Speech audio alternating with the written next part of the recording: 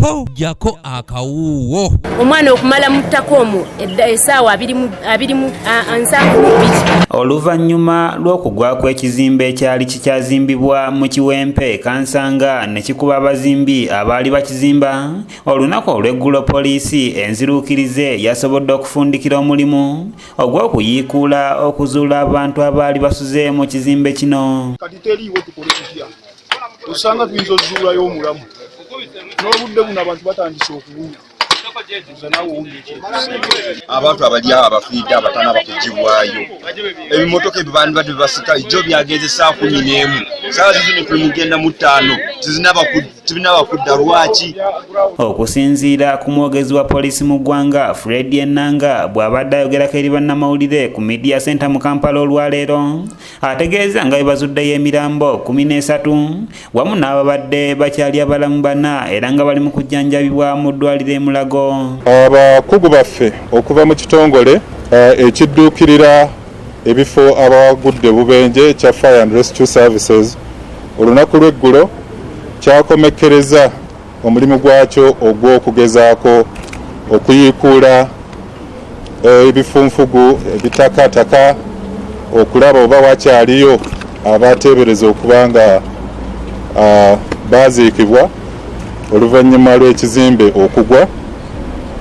Mu kukomekkereza twasobodde okuzuula emirambo gy'abantu 13 ate n'abalamu 4 abaatwaliddwa mu ddwaliro eddene basobole okufuna obujjanjabi. Enanga agamba nti babakanye edda n'eddimo ery'okunoonyereza kiki ekyaviiriddeko ekizimbe kino okugwa ne kiviirako n'abantu okufiira obulamu bwabwe.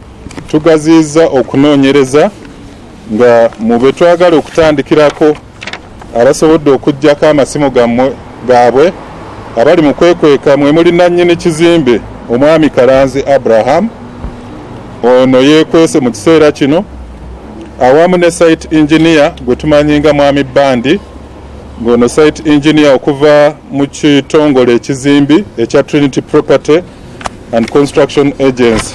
Ono asinzidde wano n'akubiriza abantu bonna abaluubirira okutandikawo emirimu egy'enjawulo mu kaseera kano okufuba ennyo okulaba nga basooka kufuna kuwabulwa okuva eri abakungu mu by'obulamu okusobola okwewala ebyasengavudde mu ngazeemu nga bateeka obulamu bwabwe wamu n'obw'abantu abalala mu katyabaga. Bannannyini bizinesi era tweyongera okubasaba nti bannange nga temunnaba kutandika bizinesi muyite abakugu okuva mu by'obulamu okujja bagezeeko okubatangaaza n'okubawabula mu ngeri bizinesi zammwe zino gye musobola okuzitambuzaamu. Ye omwogezi w'eggye lya UPDF Brigadier Richard Karemire asabye bannayuganda nga bayaayaana okudda ku mirimu gyabwe obutayanguwa kwerabira bintu bye babadde nga balaba ku ntimbe ez'enjawulo nga biraga engeri abantu gye bafuddemu ekirwadde ki COVID-19 ekirabika nga kyali kya bulabe ddala. Tuleme kwerabira mangu ebifaananyi ebyalabibwa ku ntimbe za TV okuva mu nsi endala mu kiseera ekiyise. Tetuli bageme mu mbeera gye tulimu y'ensonga lwaki tulina okusigala twegendereza buli kye tukola. Tulina okugondera ebiragiro by'omukulembeze w'eggwanga wamu n'abasawo. Brigadier Karemire agenze mu maaso n'ategeeza nga bannabitongole ebyo by'okwerinda bwe bafunye okusomoozebwa okw'amaanyi okuva eri bannayuganda ab'effujjo nga bakuba ssaako n'okusomooza bakuumaddembe era nga bangi ku bo kati balinga biwundu ebibatuusiddwako abantu abo. Tulina okusoomezebwa kw'abannayuganda abamu, abo bannayuganda b'effujjo, abo bannayuganda abatono abalina emputu.